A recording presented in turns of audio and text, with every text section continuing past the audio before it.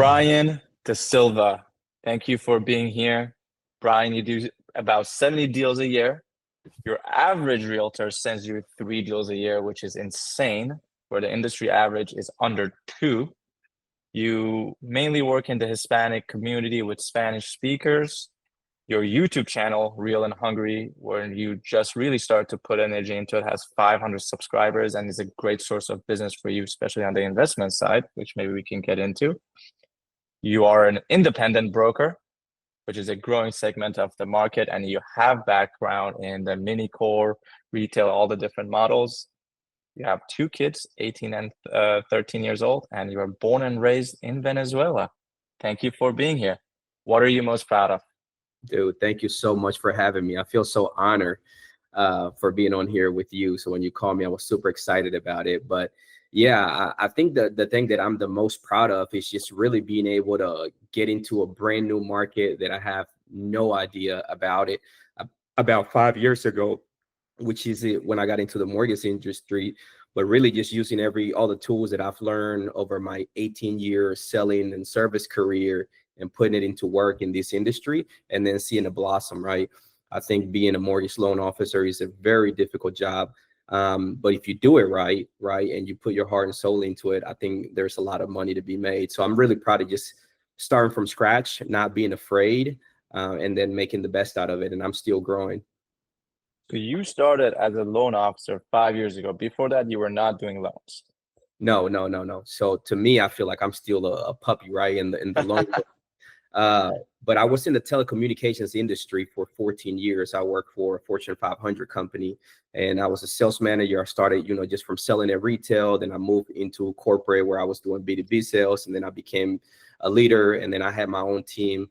So when I moved to going from, a salary plus commission to commission only, it's very difficult, very hard to do, very scary, but I'm so glad that I did. How was the conversation with your family?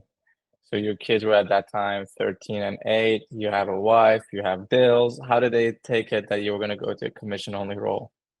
Yeah, it was really difficult. And my kids at that time, they were a little bit smaller, so they weren't too involved. They just knew that I was going to do something new. But my wife, I had many conversations with her, and kudos to her, right, Laura, because she always just believed in me and anything that I did and supported me.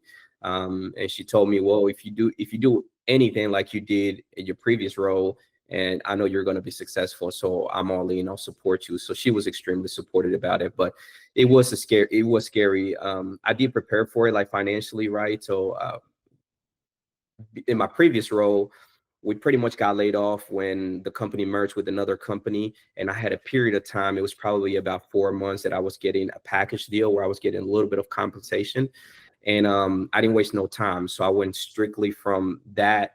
I studied, I got my license, and within a month I was already originating. So let's just say I had like 3 months of cushion with income while I was getting my business ramped up. And I started at retail, like getting some leads as well. So it was a whole world, but the conversation was good. My wife was extremely supportive, and that helped me a lot. That's fantastic. It's hard to do this job if you don't have a supportive partner. It's already hard as it is. So did you know already about mortgage origination while you were working your corporate job? So it's funny. The only thing that I knew was from my personal experience. I met an independent broker who helped me buy my first home. And I just remember that the service that he provided and how nice he was and kind of how he walked me through the entire process was great. And then from that, I ended up refinancing my home. I bought my first house in 2013, and I refinanced my home probably about 2 times with him. Again, I just went back to him because, the rates drop, and he used to always tell me, hey, if it drops, just call me and we'll refinance. So I refinanced, and then I kind of saw that, and he knew that I was bilingual, and he was like, dude, I love your personality. You got all your shit together, like, your work and your credit and all that. He said, you would be a rock solid loan officer in this industry. So he kind of dropped that in there, and it just always stood in the back of my mind. So when I got laid off on my 14th year anniversary, and he just hit me like a surprise, right? Like I didn't see it coming. At that time, it was during COVID. So everyone was refinancing. And I was like, and everybody was making money. So it was almost like a perfect storm, right? So like I already kind of knew what a refinance was. There was advertisements about people refinancing during COVID. And then I got laid off, and I was like, well, I know this is an opportunity for me to make a lot of money. But I really also wanted to make it a career, and just kind of get out of corporate America, I guess you could say. Yeah, you're an independent broker, so you are a business owner through and through. But did you feel like you were a business owner even when you started your origination business? Yes, and I did to an extent, because I noticed how much your personal brand means to your business. And then I Mm. experienced that because I moved to multiple companies within the mortgage industry, and people follow me. They never follow the company that I was with, right? So my phone number was the same. People just knew me. They trusted me. And then when I said, hey, I'm with this company, they're great, good pricing, great support. They just believed in me. But it was really, at the end of the day, it was all about me. It was never really the company. It's always about you because you're the person with the relationship, you're the person they trust, you're the person they like. Now, for you, what was the adjustment to the work and lifestyle of being a loan officer versus being in corporate sales? Whew, night and day difference. So it's good because I've always been, I guess you could say, a workaholic, right? I'm not afraid of work. I always look for the results, not the actual work. Um, but in corporate, I had an environment where I was in the office every morning at 8 o'clock. I met with my team, but by 5 o'clock, I left, right? And yes, I had to work a little bit because I was in management. So your salary, you're always on call. But the reality is that most businesses were already closed. It was just not that busy. Weekends, I had the weekends for my kids. When I started the mortgage industry, it was primarily nights, primarily weekends, because that's when people are shopping. That's when people are off work, and that's when you have to be available. So it was a huge adjustment that I had to make. I'll be honest with you. I work way more in the mortgage industry than I ever did as a corporate man. For the first like 4 years, I'm starting now to get a team where I have a little bit of balance now. But I also knew that that was the grind that I had to go through in order for me to achieve the success that I was looking for, right? It just all depends on what you're looking for. And I was never content with just being kind of a low to mid-tier performance. I wanted to always strive to be the best of the best. Yeah, and it's like you're starting your business, so the first few years is always a grind getting it started. Um, did you, looking back at it, now you make more money, you still work more, even though you're starting to work less as you build your team. Was the switch worth it? 100%. 100%. I'm a really big believer that the world speaks to you, and sometimes you just have to have your ears and eyes open and pay attention to it, and kind of take it all in. It was worth it. So when I got laid off, I wasn't down. I was just kind of paying attention and figuring out. And like I said, it was a perfect storm for me. And when I took the opportunity, and I just grinded, it was way worth it. I mean, I'm a business owner now.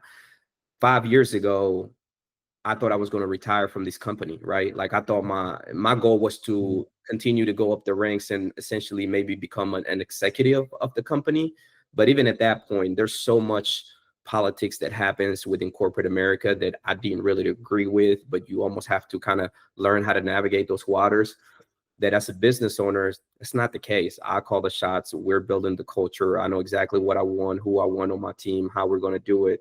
And if I need to make any adjustments, I can do it on the fly without having to go through layers and layers of red tape and permissions. So yeah, it's the best thing that's ever happened to me. That's fantastic. I'm curious about your wife's experience as you go through this journey, because the family is one of the hardest part for loan officers to manage. Like knowing how to set the right expectations, still being there for their family, all of those things. So what was the experience for her, and what were your conversations like? Yeah, so I think that my conversation and my goal has always been, and I have to give it thanks to my father too, right? So my father migrated me. We migrated to the United States at 1999. I was 14 years old, and he ran away from pretty much a dictatorship where the country was falling, and he just gave me an opportunity. So he brought me here for an opportunity. And with my wife, it's always been since we got together. I didn't have anything. We kind of grew together. We've been together for 15 years, but it's always like, hey, I have to take advantage of the opportunity that was given to me. And I need to make sure that I set you and our kids up for success so they don't have to experience, the poverty and the challenges that we experienced back in Venezuela and things like that. So for me, I've always been extremely driven, a sense of gratitude, because what I can achieve here, I can't really do that back home. It's a lot more difficult, and that's just always been a motivator for me, right? And she understands that. She's always bought into that hope and dream, and really the goal is just to be financially stable, right? And not have to worry about, what are we going to eat for dinner? Are we going to be able to pay the bill? So the dream's not really like a Ferrari or nothing crazy like that, but just for me to be able to set a really good foundation, that an example that my kids can follow, and then we can kind of break this cycle of poverty and things like that. So that's always been my goal, and she's behind it. That's beautiful. That's beautiful. Your win, what makes you happy financially, is your family's taken care of, you have money for toys, and you're not stressed out about money constantly. Is that right? Yeah, 100%. How long did it take you to get that in the origination business? I would say, I think it's really weird, because my first year in the industry, I made probably more money than I've ever made, but that was during the refi boom, right? And I was like, 2020, correct. 2021. 21. And then I remember that I was super excited, right? Because I could pick up the phone. It was just an easy sale. March 2022, rates started to go up. And I remember for 2 weeks straight, I just sat in front of my desk and I was like, holy crap, what am I going to do? Now, keep in mind, Sam, 95% of my business was refi. I had not done one purchase business. So truly, I've only been doing purchases for about 3 years only. So I would say that I'm been in it for 5 years, but like 3 years. And I sat there and I was like, okay, what am I going to do? And I spoke with the broker owner at the time, and he said, Braian, you're great at what you do, man. You're a great people person.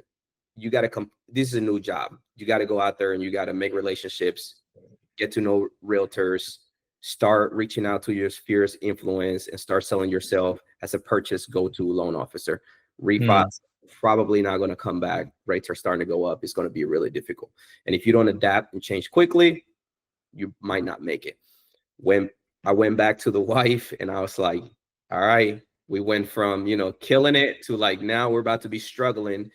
And I was like, so I have two choices. I'm really big on like, you have to commit, right? Like, and I have two choices. Either commit to finding another corporate job, which I could, right? Making a good salary and get rid of this. And I took advantage of the opportunity, or I commit to being a mortgage professional all around.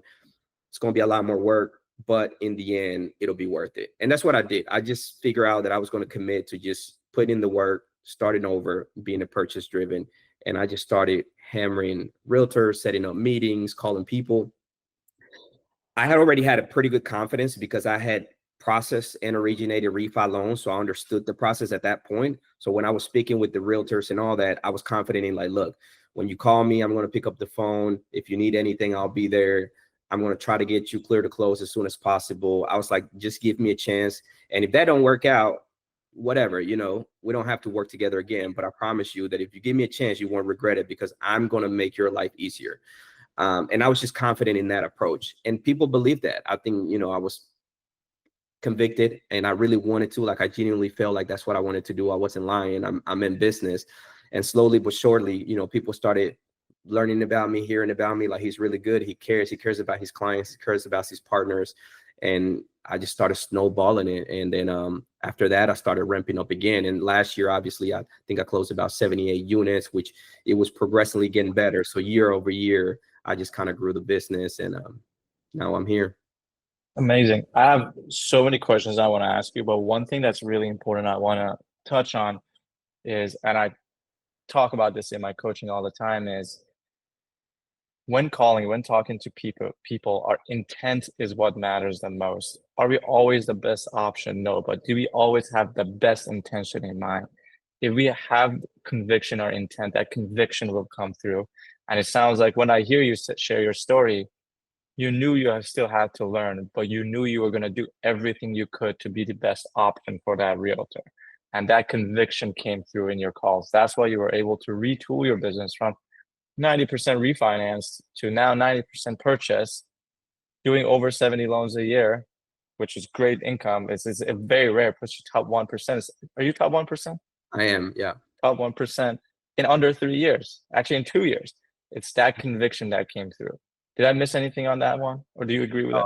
No, I think that's spot on. Yeah, I think you hit the hell on the net. It's always my intent. Until this day, I feel like this business is hard for the people that want to take shortcuts and they really don't care. They care more about the money than their reputation. And I feel like for me, I'm so big on like, I really want to do a great job. I really want people to say he did an amazing job. Like to me, that's so important. I just feel like the money just follows good people, I guess you could say, you know.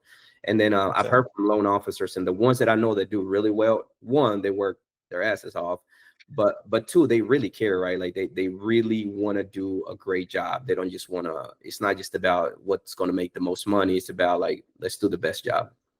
That's it. I want to go back to the time where you went from a refi loan officer to a purchase loan officer.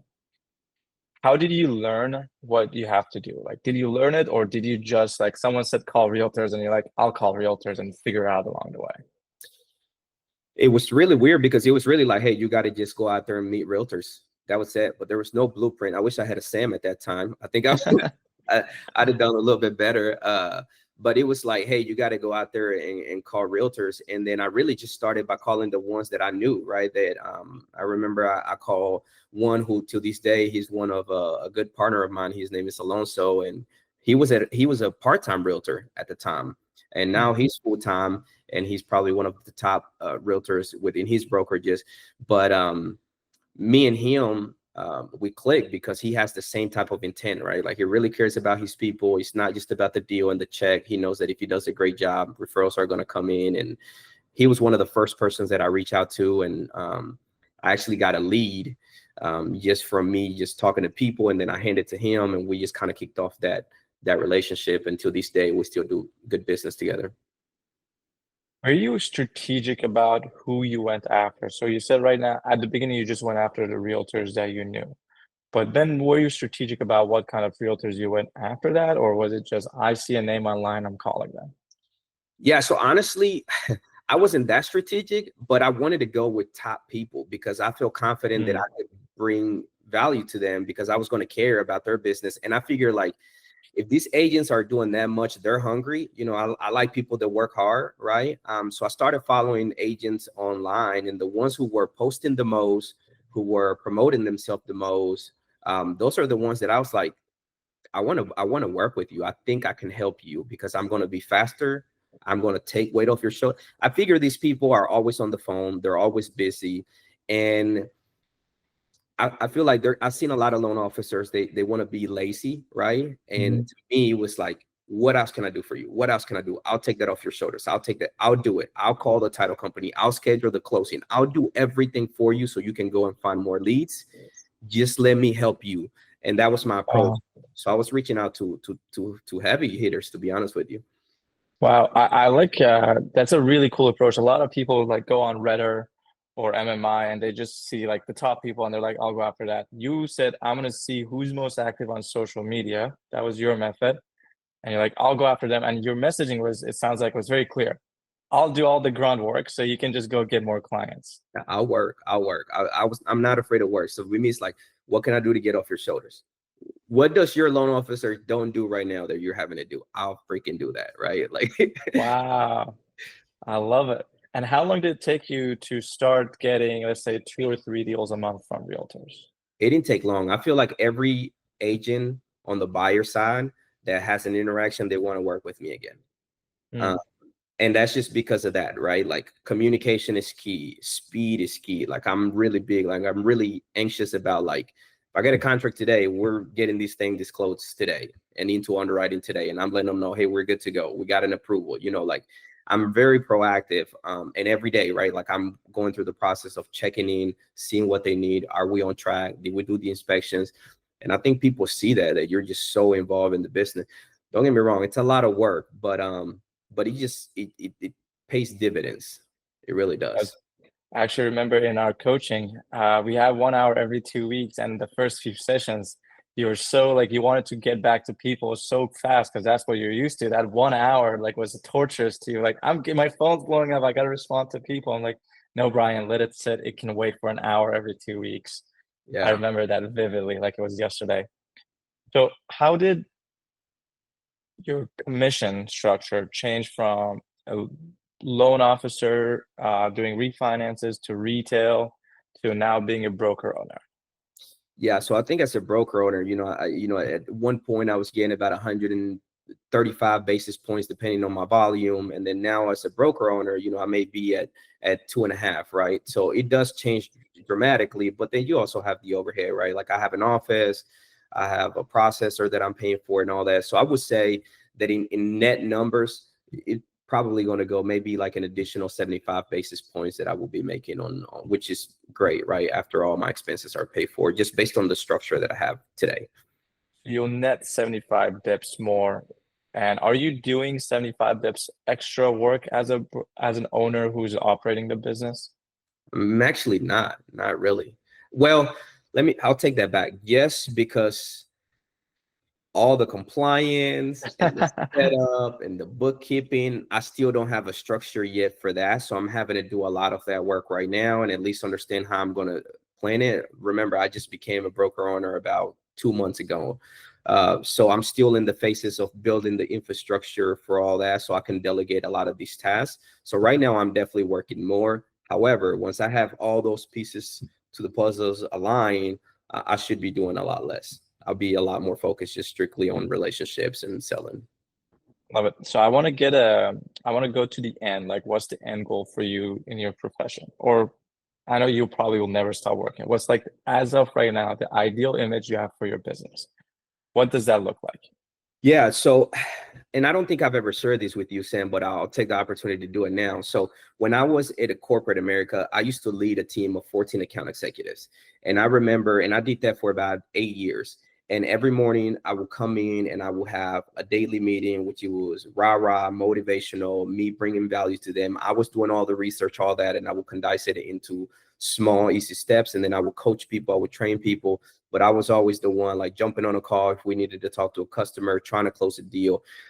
And when I reflect back on my time doing that, I feel like that was the happiest moments of my life is when I was investing in people, helping people grow, Oh, right? When I opened the company was because I want to get back to a place where I can do that for up and coming loan officers, for my son who's 18, that he told me that he wants to become a loan officer, and for anyone who wants to, build wealth through this type of career, which is amazing. So I feel like I have a passion for uplifting and investing in people and genuinely caring about people's growth. And that's what I want to get. So big vision for me would be for me to have a big team of loan officers that truly care about the work that they do. It's not just about the paycheck, and they want to go out there and just be a great asset to the community. And then I can invest in them and I can show them how to strategically do that, provide for the families, and just do good work. So that would be, I think, if I can get to a place where I'm not just grinding every day and I'm actually helping people grow, then I'll be in a really good spot. that's really good. So right now, do you want to get back to 14, less or more? I would say I think 14 is a perfect number, man. I think that's great. I think that's very manageable in a sense where I still have a very close connection with each one of those persons. Till this day, I talk to them and I have a really good relationship, and they worked with me years ago. So I think if I can get to a point where I can solidify some of those relationships for a long term, I'll feel good. I feel like in the end, that's what people remember, right? It's not about the money, it's not about the toys, it's not about what you created, but like the lives that I'm going to be able to touch through me helping them grow for years. I think that will make me happy. I think that's what life That's is about. that's beautiful. You're very always investing in others. You invest in your clients, you invest in realtors. I think that's the key that I've seen in your success. You are all about other people and what they want. There's no ego in how you do things. You don't do things because like, oh, Brian has to get there because Brian wants a nice Ferrari. It's like, no, I want to give back to people. That makes me happier. And I want to be someone that people rely on. And that's always been your mindset ever since I've known you. 100%, man. Yeah.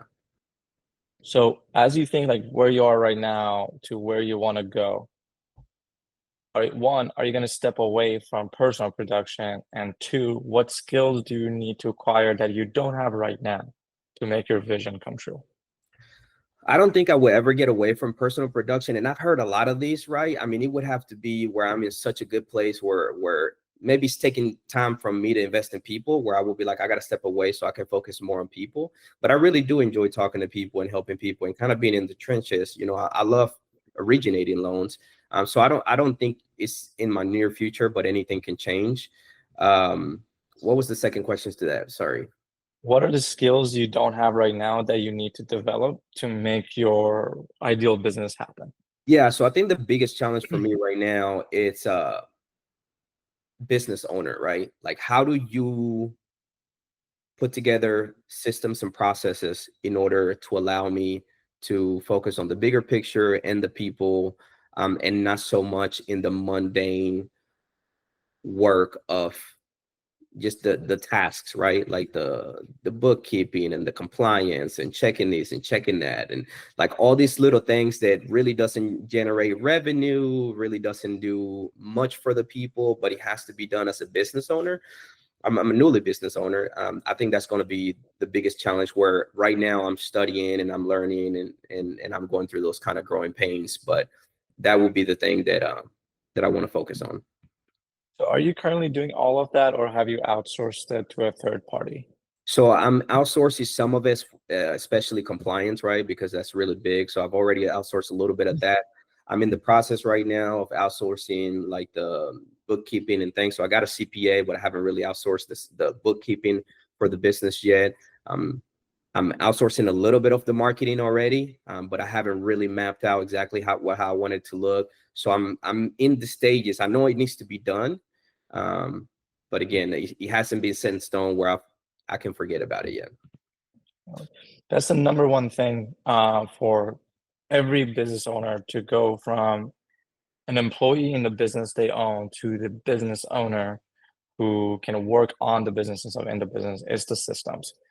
Creating systems, creating SOPs, managing people around the systems, training people around systems, which you're actually exceptional at. I've seen you train a couple of people, even people on your team. You're very good at bringing employees up with you, and then just delegating to others. So I can see as you're going, you have to learn which processes actually need assistance and which ones should be delegated to someone else. And that you're so new to this, 2 months, you said, since you've been a broker owner. How long do you think it's going to take you to get to where you want to go, where you know what systems you have to build out and what it needs to look like? Or what is your goal?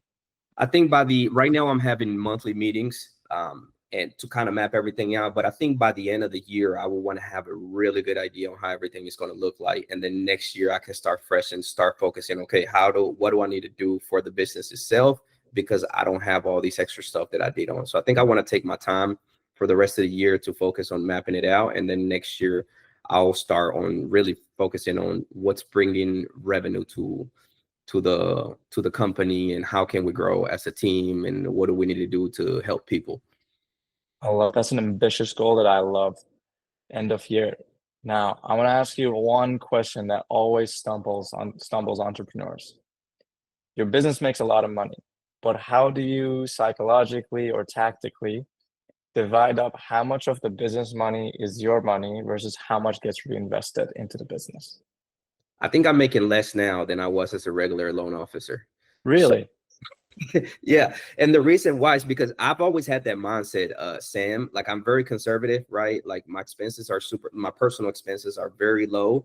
And I always believe when investing. So I have another like rental company, right, where I have about 9 rental properties that I started in 2023, and I've never touched a dime from that company. All the money that I make, like the cash flow, it gets reinvested back in the company, or is there reserved for repairs and all that. I don't touch it. I don't see it. So I'm really big on like really long term, versus like, oh, let me go ahead and, take advantage of it. So as of right now, I would say I'm broke, right? Because I'm not, even though I went to France, not too long ago, Yeah. money, and I was like, man, I got to close a lot of loans to make up for this.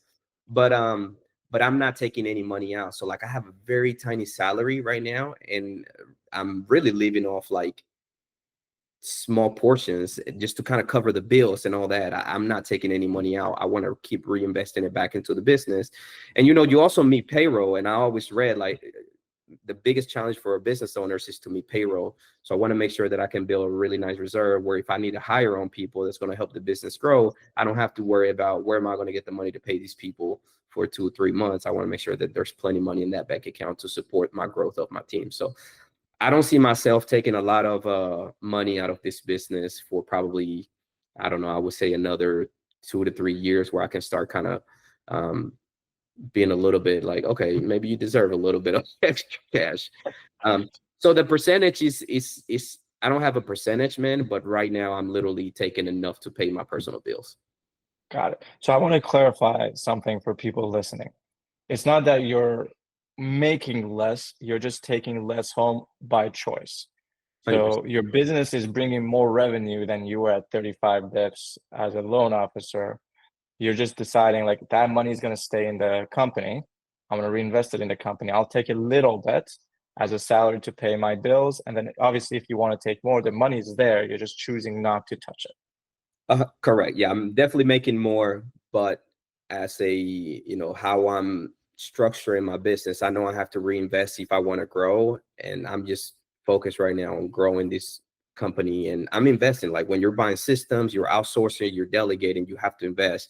The last thing I want to worry about is I don't have the money to pay the business to grow. So I'm just not touching that money right now. Has your life quality, personal life quality, suffered as a result, or are you still able to maintain similar life quality? No, I'm still maintaining it. And I think it really goes back. It's really mainly just years of me maintaining my lifestyle, even though I was making more money. So, I think that's a mistake that people make. I've saw a lot of loan officers during the refi boom going out and getting CA Corvettes, buying a new house, living life, and not seeing that this may not be sustainable year over year. I've never done that. So when I was making good money, I was buying rentals, I was investing, I was saving, and I just kept my lifestyle. I really don't need, me and my family, we don't need much. We got a nice house, we're living good, but I haven't really changed my lifestyle too much from the last 5 years that I've been originating. You are the perfect example of what I preach for loan officers on the financial side, that do not upgrade your lifestyle because it's so volatile. Have a ton of money in reserves. So some questions for you. Do you carry any debt outside of mortgages? A car that's Car, okay. getting paid by the business. That's it. Outside of that, no debt. So it's a business expense. It's not even a personal Yeah, expense. it's a business expense. But no. The only debt that I have, it's my mortgages, and that has been like that for about 5 years. Amazing. And do you always keep 6 months of reserves? Yeah, of course. Yeah. That, and then of course, investing here, index funds, and all the other stuff. So for investments, what's your personal philosophy of what you like to invest in, and how do you approach it? So in 2023, I started investing into real estate, and that's because of the cash flow, right? And then really my goal is like, I have 9 properties now. My goal is to start paying those properties down, having them paid off, and then start buying more. But I like to invest in that because they're appreciating assets and paying them down. I don't want to have a lot of debt within those. So one of my focuses for the next 5 years, it is to start paying down those balances, even though that debt is pretty good. And then I invest a lot in index funds. So, I do real estate and index funds, and that's really what I'm doing. I started tapping in a little bit into crypto, but I don't want to talk about that because I don't know how that is. So it's just kind of sitting there. But yeah, I mean, I just put, I got a little extra money and I try to put it in different things that might appreciate. But yeah, so I would say real estate and index funds is my bread and butter. I love that because I actually think real estate is good when you get some scale. Before you have scale, it's actually really tough to make it work. And like post like 6, 7 units, that's when you get to have some scale. Which are you at 9 units or 9 buildings? 9 units. Yeah. 9 units. So it's like you have that scale now, and even then you're approaching it. Let's pay off the debt so I can actually utilize the cash flow so the risk is lower. And you're not saying like all my eggs are in this one real estate basket, because you're also in real estate with your profession. You're saying, I'm going to put some money on index funds as well. I have some liquidity. It grows in the market. It's my hedge. And then you have the ultimate hedge of like, I'll put a little bit of money in crypto. If it's great, fantastic. If it's not, I don't notice it being gone. Exactly. Yeah. You've built a great financial life for yourself. You have a great business that makes good money. You take what you need out of it. You don't take anything unnecessary. You're not taking massive amounts of risk. You're making sure your employees are protected. It sounds like always having reserves in your business. Your family's protected with having reserves in the house and no unnecessary debt coming in. 100%. Yeah. It's about it. Dude, you've built a great business. You have built in 5 years what people spent 30 years building. 30 years. Thank you. So I asked you a question earlier. What are you most proud of? I'll ask again. What are you most proud of? It can still be the same answer. Consistent, just discipline. I would say discipline, because I do think that it takes a lot of discipline to be able to achieve what I have, right? And not get sidetracked by what you can get. And I just think that's a mindset that I've developed over the year. But I will say that it could be fear, right, of like going broke and being in trouble, because I did have a period of my life at an early age where I really struggled a lot for about 7 months, and I was like, I never want to go to that place.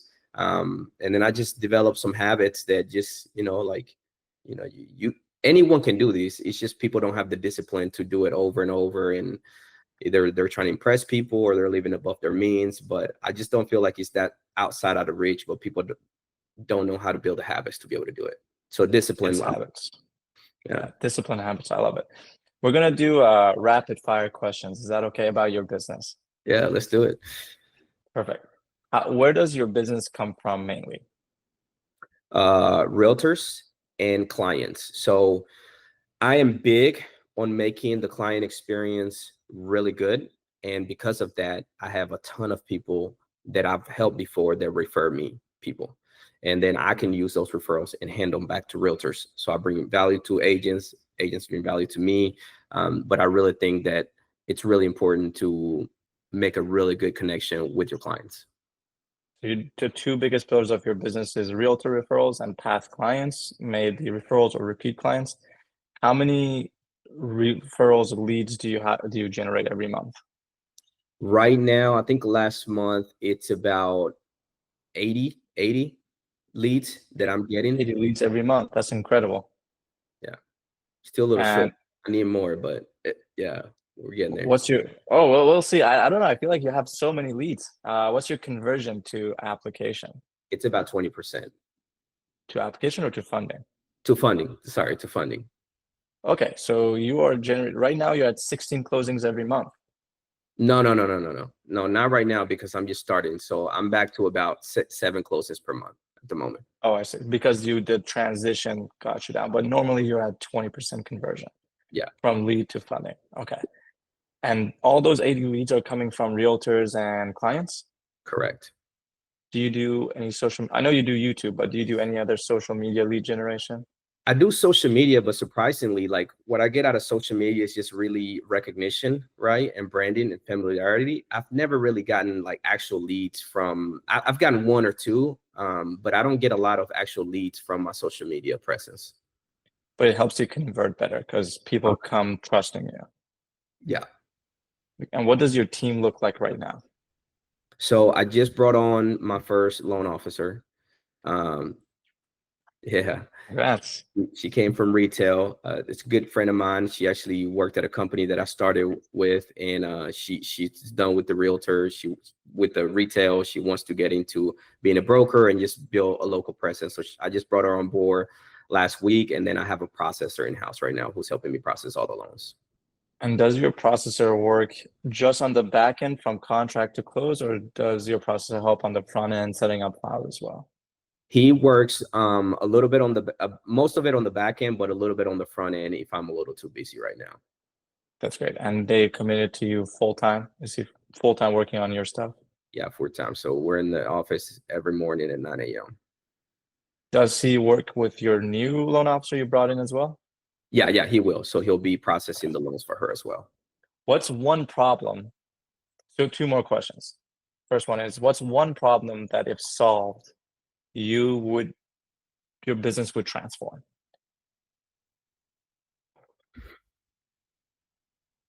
I would say right now it's going to be my business would transform. One problem, I would say marketing. Give us a little more. In 60 seconds, give us what that means. I need to, we have a great service, you know, we have great people. I need to start focusing on sharing the good news and letting people how good we are, and pretty much getting our name out there to the market so we can get more leads and more people. I think if I do that, if I get really good at marketing myself and what we do and how we differentiate ourselves from everyone else, I think our business will transform. And that's generating referrals more than just helping convert, correct? Correct. Perfect. I love it. And the last question is, there's a lot of loan officers who want to have the business that you have, life that you have.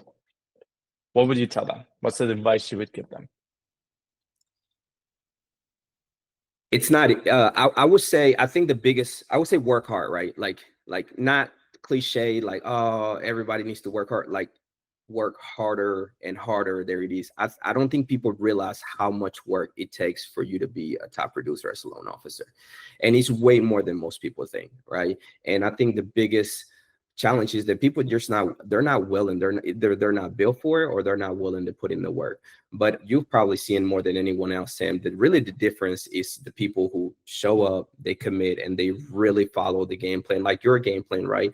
Like even with me, sometimes you were giving me a game plan and it was so hard to follow that game plan, but I knew 100% that if you commit, it works, because that's what I've seen it.